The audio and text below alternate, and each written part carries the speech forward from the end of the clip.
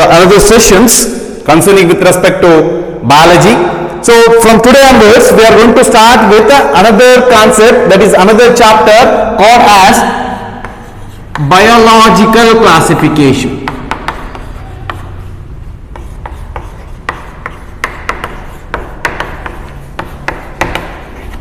This is biological classification part 1. That means what?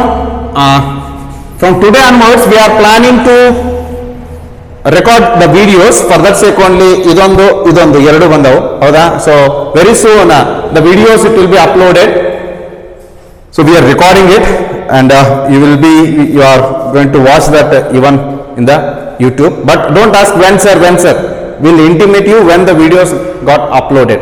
Clear? And I hope everyone got our channel link and all. So you all are subscribed with that, right? So today onwards we are going to start with this chapter, that is biological classification.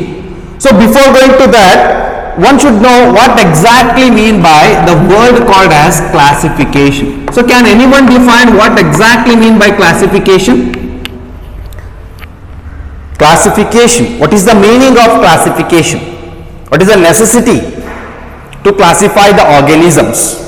So if at all we look into that, the classification is nothing but a systematic grouping of organism. The classification is a systematic grouping of organism in a convenient way for our convenience. For our convenience, in a convenient way, we are systematically grouping the organism. That is what we call it as the classification. The classification, it is not from the recent years. The classification concerning with respect to the biological classification, it is from the ancient time itself. There are several Indian scientists who contributed a lot to classify the organisms.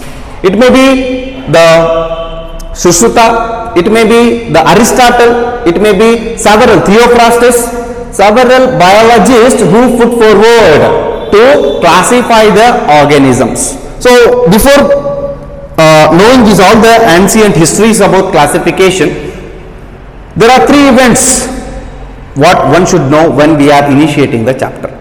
So the major event is what will be the objective of the chapter. What is the aim of the chapter? Why we are going to study this chapter? Next, what is going to study? Why we are going to study, and what are the concepts we are going to study in this chapter? The third one is what will be the application of this chapter. That means what? The history behind it. The first point, what is the purpose, what is the aim, and what is there in the topic. The second point, and the third topic is what absolutely the third point is what we are going to get soon after the completion of the chapter. What will be the effect over us, and what exactly the concept what we have learned, how can we apply in the future? So what will be the application of this chapter? So these are the major 3 events. The first and foremost is why we have to study, what we have to study, and why we have to study. So the reason behind this particular chapter is, by knowing this chapter, the concept, by learning the concept which are there in the chapter, we can easily recognize and we can easily classify the organism, and we can easily know how exactly the organisms have been classified. And by completion of this chapter, we will get to know that there are certain organisms which are classified, which are grouped. So how many groups are there, how many kingdoms are there by the completion of this chapter? And along with that, we are going to learn what are the different characteristics. Yardo obru mic on agida, dayavittu off madri. What are the different characteristics concerning with respect to the kingdoms, the general characteristics, and even the organisms which comes under the particular kingdom.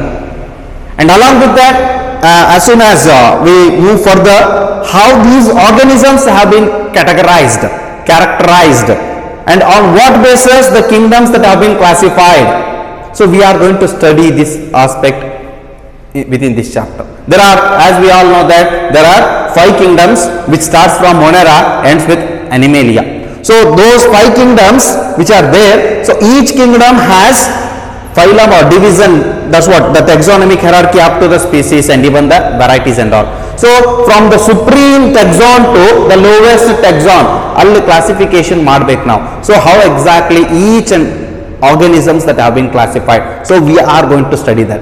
There are certain organisms at the end of this particular chapter we are going to study.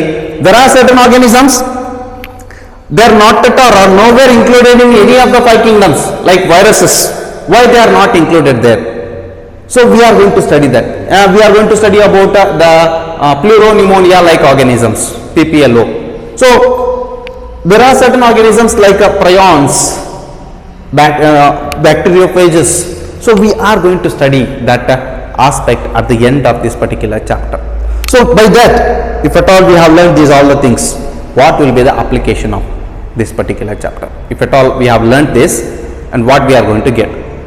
By learning this, we will get an idea. By the completion of this chapter, we will get an idea how many kingdoms are there in the world and how exactly they are classified, and what are the criteria for classification, on what basis the organisms that have been characterized and categorized, why exactly the bacteria included in the Monera, why exactly the plantae are included, I mean to say plants are included in the plantae, why exactly the fungi that has made a separate group called as mycota or the fungi. So we'll get an idea about that, and along with that we'll get an idea concerning about the organisms which are present in a particular kingdom, and along with that we'll learn about their habitual conditions, we'll learn about their nutrition, we'll learn about the more detailed classification, and meanwhile we'll learn a lot of examples, and these examples, they are very much important for competitive examination. So these are the major intention concerning about this chapter. So what we are going to study and what to study and what will be the application of this chapter. This is the major introduction part concerning with respect to, andreno, this is aim, objective concerning with respect to the biological classification. So we'll move for the ancient history about classification. It doesn't mean that as I mentioned in the previous classes, the world which was, that means what, the formation of the earth, it is mainly occurred due to the process called as the Big Bang theory. Because of that reason, the world that has been formed. So along with that, there will be as the days goes on, as the year goes on, there will be a repeated what we call it as water cycle is going to occur. As a result of that, there will be the accumulation of certain components at the bottom of the ocean, which leads to the production of the microbes, right? So a first primitive organism, protocell anta ಹೇಳ್ತೀವಿ ನಾವು, progenote anta ಹೇಳ್ತೀವಿ, they are the ancestor of bacteria. So from there itself there will be the origin of life that has initiated. From that day till today, there will be the complexity, in other words we may call it as the evolution concerning with respect to the organism that has occurred. So from microbes to macro, from minute microscopic organisms to major macroscopic organism, there will be a variety. That's what we call it as the biodiversity. That biodiversity, it has to be classified. So that attempt to classify the organism is not only from the recent days. So since we are recording it, I am not using a lot of Kannada word there. So I am using a little Kannada words. So you have to adjust with me, as because it is a second topic. So I hope it is comfortable with you all. If at all you are having any queries, any doubts, you can ask me at any time. So if at all we are in the, that means what, we all of us are in the urge of knowing about the classification. So but the classification, the worldwide accepted classification was proposed in the year 1969. But it doesn't mean that the classification of the organism has initiated at 1960s. It was from the ancient days. It was from the several thousand years, and even before Christ as well, in BCs. So there are certain taxonomies, there are certain scientific inventions that put forward. The first aspect concerning about the classification of the organism, it may be an Indian scientist or it may be the several exotic, in other words the foreign scientists who put forward to give a description concerning about the organism. So according to Vedic literature, it supposed to tell that regarding that there are about 740 different plants and 250 animals that were given in the Vedic literature. So in Chandodhyaya, Vedic literature ಏನಾಯ್ತಪ್ಪ ಅಂತಂದ್ರೆ Vedic literature, there are about 740 plants and 250 animals that were reported. I am talking concerning about the Indian contribution about the classification of the organism. The Indian scientists, Indian contribution of concerning with respect to the biological classification. In Vedic literature, there are about 740 plants and about 250 animals that are reported. And according to that, according to Chandodhyaya,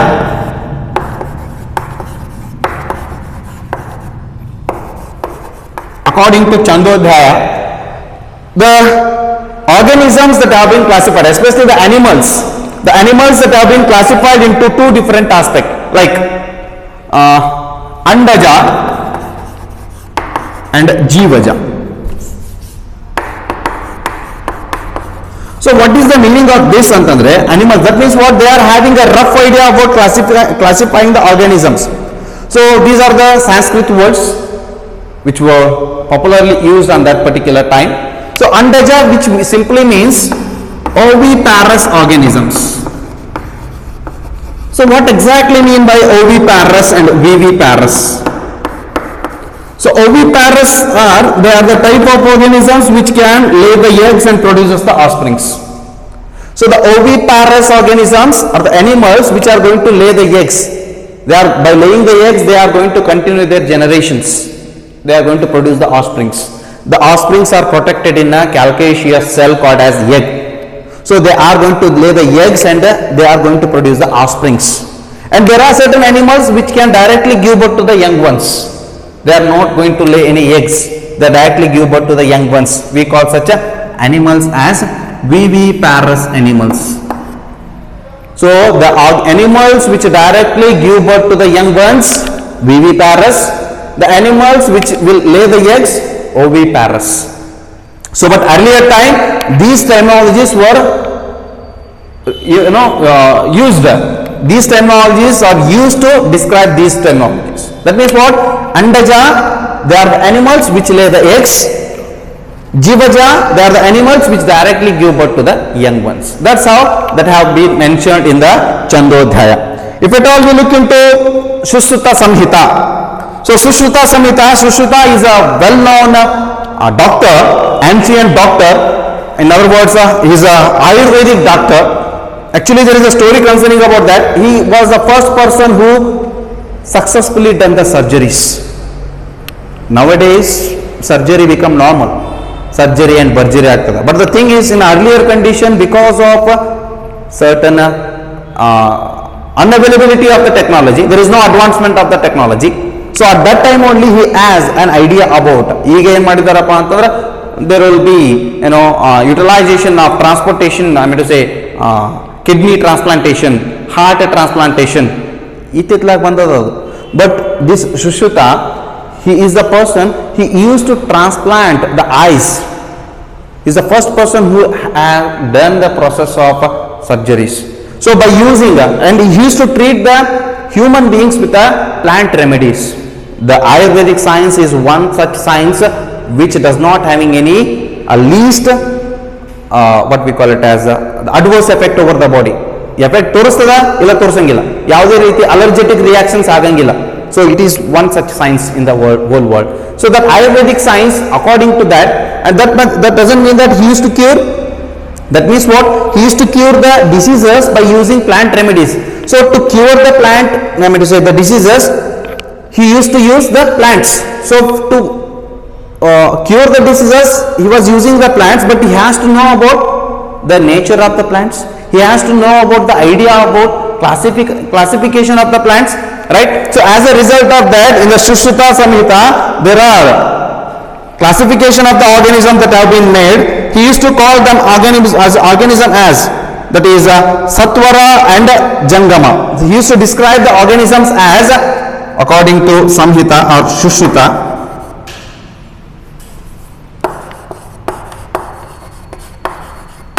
used to classify the organism into two different aspects, that is satvara and jangama. Satvara, which simply means immobile plants,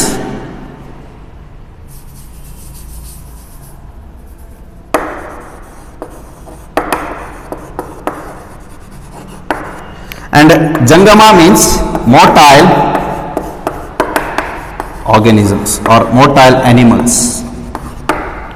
So he used to describe, he has an idea about a classification of the organism, and along with that he also classified the plants. The Sushruta has classified the plants into vanaspati. The vanaspati, you can write it down, vanaspati, which means the fruit yielding plants, but they are non-flowering plants, vanaspati, and vruksha, which simply means fruit yielding flowering plants, virudha, which simply means shrubs and the creepers, osadi, which are nothing but monocarpic plants. I repeat, the first one is vanaspati. Vanaspati, they are fruit yielding non-flowering plants. ಅಲ್ಲಿ ಜಾಗ ಸಾಲಂಗಿಲ್ಲ, ಅದಕ್ಕೆ ಹೇಳ್ತಿದ್ದೀನಿ ನಾನು. Vanaspati, they are fruit yielding non-flowering plants. Then viruksha, fruit yielding flowering plants. Vruksha, viruksha alla, VRUKSHA, vruksha, fruit yielding flowering plants. Virudha, shrubs and creepers. Osadi, OSADHI,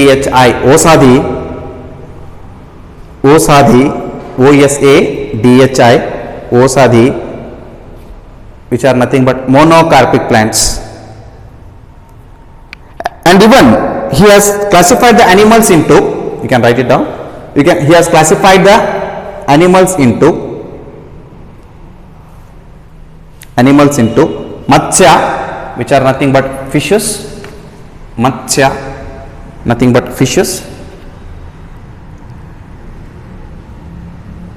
janghara, JANGHARA, janghara, nothing but herbaceous animals, example like deers, herbaceous animals, example deers.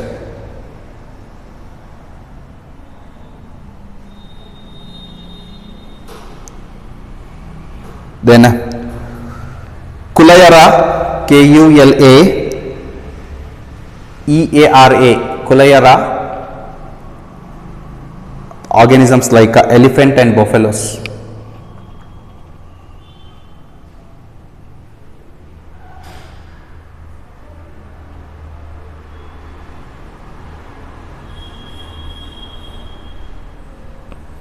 So this is the major aspect concerning about the Sushruta Samhita. Even he has written a book called as Ruksha Ayurveda. He has written a book called as Ruksha Ayurveda.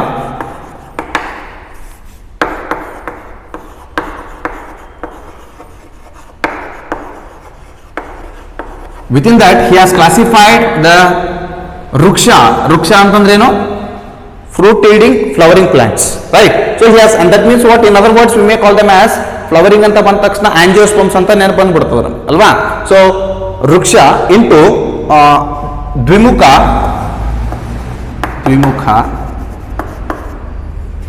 and ekmukha. That means what, they are going to represent monocotyledons and the dicotyledons. ದ್ವಿಮಾತೃಕ, ದ್ವಿಮುಕ್ತ ಅಲ್ಲ, ದ್ವಿಮಾತೃಕ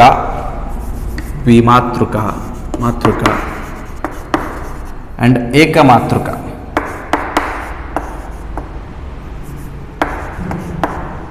which represents ಏಕಮಾತೃಕ, which represent monocotyledons, ದ್ವಿಮಾತೃಕ represent dicotyledons.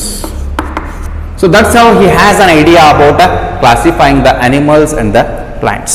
So these are the major aspect concerning about the ancient Indian contributions towards the classification of the organisms.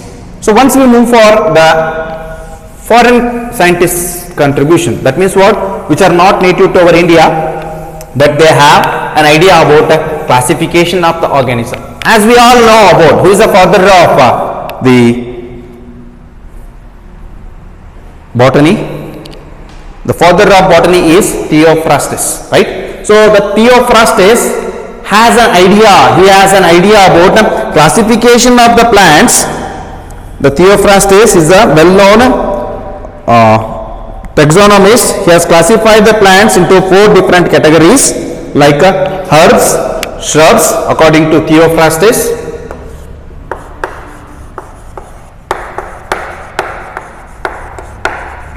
He has classified plants into herbs,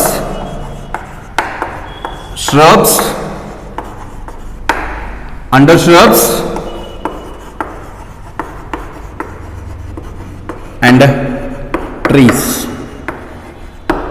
So these are the major type where the Theophrastus has classified, has an idea about classification of the plants, right? So and even the Pliny and Elder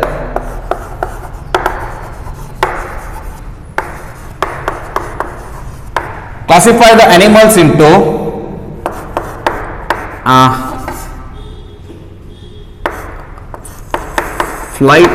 flighting animals,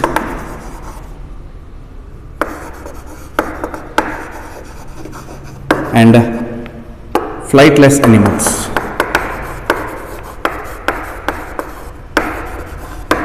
That means what? The organisms which are having the capacity of or leading their life in most of the life in the aerial condition, and certain animals leading their life over the terrestrial condition. And John Ray, he has described there are more about 18,000 plants. John Ray, ನಾವು ಇವನ ಬಗ್ಗೆ ಮಾತಾಡಿದೀವಿ ಅನ್ಕೊಂಡಿದ್ದೀನಿ ನಾನು. John Ray, he has classified about 18,000 plant species, and importantly the species concept was given by John Ray itself. The species concept, and even the term called as biosystematic. The term called as biosystematic, it was given by John Ray. He has an idea about classification of the organism. He has an idea about classification of the organism, and he is the first person to who used the term called as what? The species. Species term na use ಮಾಡಿದ್ರೆ ಯಾರು? John Ray. And ಇಷ್ಟೆಲ್ಲ ಮಾತಾಡಿದ್ವಿ ನಾವು, but since we are talking about this word, ಯಾವುದದು? Biological. So he is the father of biology, Aristotle, right? So Aristotle has also contributed a lot, especially concerning with respect to the classification of the animals. He has classified animals into 2 different groups: the animals which are with the red bloods and the animals which are with without red bloods. That is anemia and eunemia ಅಂತಂದು ಹೇಳಿ 2 plant animal group na classification ಮಾಡಿದ. And this Aristotle is popularly known as what? Is also popularly known as the father of biology and the father of zoology as well, as because he has a lot of idea about classification and a lot of idea about the animals, classification of the animals, and even their classes and even their names. He has worked a lot to classify the organisms. So these are the major things concerning with respect to the history, concerning with respect to what? The biological classification. So I hope these aspects are very clear with you all, right? So probably in the next class we'll discuss about few more aspects. This is what ivattu maatadidalla, they are not at all there in your NCERT book, and don't need to worry. And the thing is, the 5 kingdom classification, it is not only ಒಮ್ಮೆ ನಮಕ್ಲೆ ಬರಲಿಲ್ಲ, there will be a lot of scientists contributed a lot of work that have been done previously done to classify and to simplify the organisms. So that work that is initiated from several thousand years ago itself. So for that reason there will be that means ಇವರೆಲ್ಲನೂ ಕೂಡ ಇವರು ಯಾಕೆ ಆಮೇಲೆ ಹೇಳಿದಪ್ಪ ಅಂತಂದ್ರೆ our Indian contribution is first. Our Indians has contributed a lot to classify, especially there are several things one should feel about our India, our country. The major reason is we knew a lot but we never shared as because of the language problem. So ನೀವೆಲ್ಲರೂ ಕೂಡ ನಾವು ಒಂದಿಷ್ಟು ಬರದೆ ಜಂಗಮ, ವೃಕ್ಷ, ವಿರುದ್ಧ ಅವು ನೆನಪಿಡಕ್ಕೆ ಸಾಧ್ಯನೇ ಇಲ್ಲ as because they were there in the Sanskrit language. ನಾವು ಇಂಡಿಯನ್ಸ್ ನಮ್ಮ ಕಡೆ ಜೀನ್ ಅದ, ಅದು ನಮ್ಮ ಬಾಡಿ ಒಳಗೆ ಜೀನ್ ಅದ, ನಮಗೆ ಡಿಫಿಕಲ್ಟ್ ಆಗ್ಯದ. Think how about the foreign country people. So for that sake that remain in our country itself, it is not at all popularized. And why exactly the Theophrastus, the Aristotle, they were called as the father of botany, father of zoology, even though our scientist has worked a lot. So the reason is we are not having any copyright and we didn't popularize it. We meant for serving, they meant for earning. ಹೌದಾ? Earning name and fame ಸಂಬಂಧ ಮಾಡಿದ್ರು, ನಾವು ಸರ್ವಿಸಿನ ಸಂಬಂಧ ಮಾಡಿದ್ರು. That is a major difference between them and us. So they are having a lot of copyrights on their names. I'm not telling it is a bad thing, but the thing is, even though that means what, even though these all the contributions, and absolutely these were not a truly accepted classifications at this time. They might be, that means what, they just simplified it as the definitions itself tell that the systematic grouping of organisms for our convenience in a convenient way. That is what we call it as a classification. So they have classified in a systematic way for their convenience, for easy convenience of concerning with respect to the organism. So these are the basic things concerning with respect to biological classification. In the next session we will discuss about the actual chapter of this biological classification. Is that clear? Next 2 kingdom, 3 kingdom, 4 kingdom, 5 kingdom ಬಗ್ಗೆ detail ಆಗಿ ನಾವು ಮಾತಾಡೋಣಂತ. So I hope it is very clear for you all. So let me we will continue in the next class.